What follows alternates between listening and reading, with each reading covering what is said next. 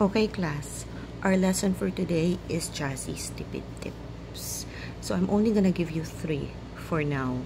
So let's go to the first tip. Definition of terms muna tayo. When I say number 1, that means wiwi. Pag number 2, gems. Okay, so let's go to number 1. You just need 1 square of tissue.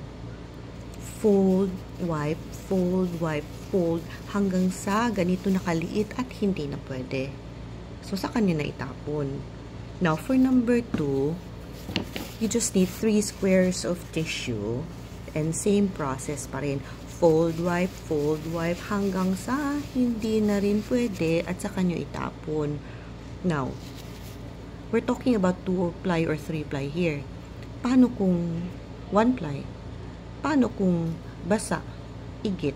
Then you simply multiply everything by 2. Okay?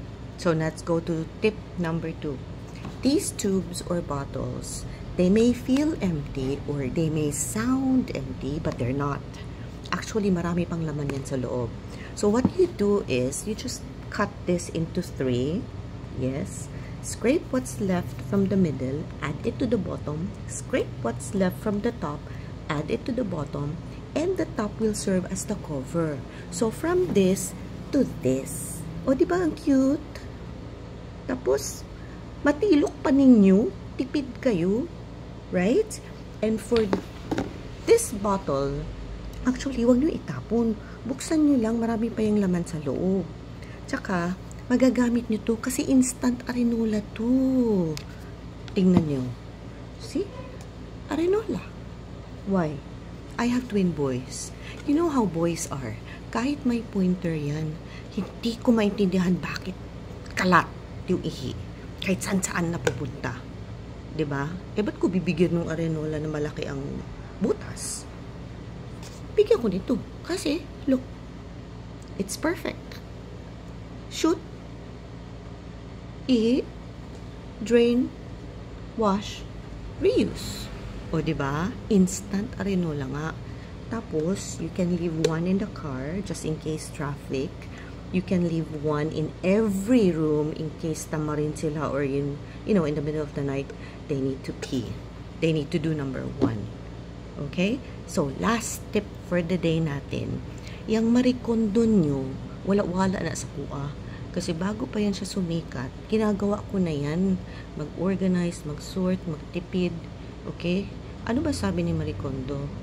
You place all your clothes on the bed, tapos isort mo, and then check mo. Does this bring me joy? Does this spark joy? What the fudge? That's BS. Okay?